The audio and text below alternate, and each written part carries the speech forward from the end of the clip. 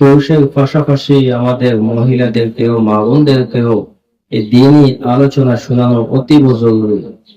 ইসলামের সিংহভাগ মাসলা মাসাইল মহিলা কেন্দ্রিক। নারীদেরকে একজন মহিলা, একজন মা, তিনি যদি ভালো হন, তিনি যদি ধার্মিক হন, একটা ফ্যামিলি, একটা সংসার নয়, একটা গ্রাম অথবা একটা দেশও দিনদার, ফরহেজগার, মুত্তাকি হতে পারে।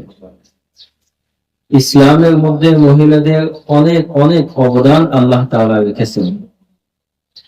শরীয়তে অনেক মাসালা আছে যে মাসালাগুলা অধিকাংশ মহিলা কেন্দ্রিক।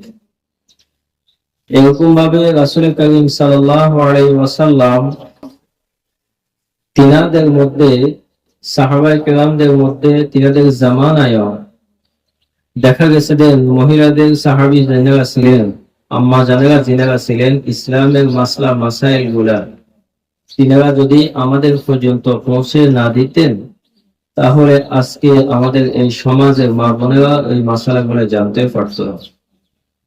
এই জন্য মহিলা আলোচনা, মহিলাদের মাহফিল, মহিলাদের ওয়াজ ও নসিহা এগুলা অতি প্রয়োজন।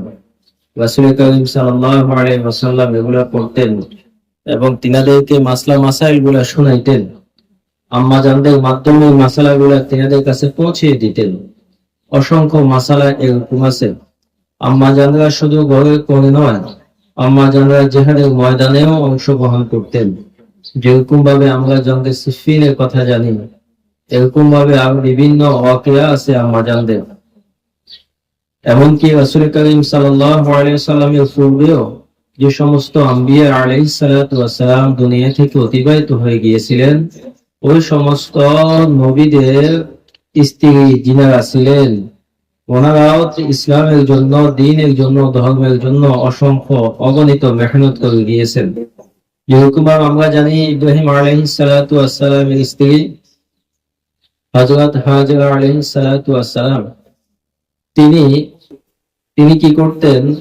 হযরত হাজরা আলাইহিস সালাতু ওয়াস সালাম তিনার মাধ্যমে, তিনাকে কেন্দ্র করে হজের যত আঞ্জাম, হজের যত আহকাম, হজের নিয়ম কানুন এগুলা প্রতিষ্ঠিত হয়েছে।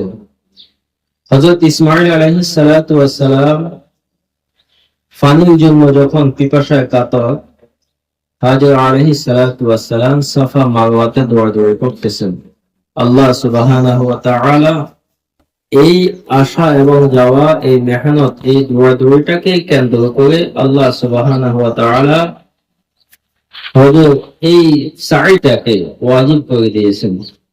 তো এই জন্য আম্মাজানদের মেহনত অনেক বেশি। একজন মা যদি দিনদার হয়, তার সন্তান দিনদার হয়।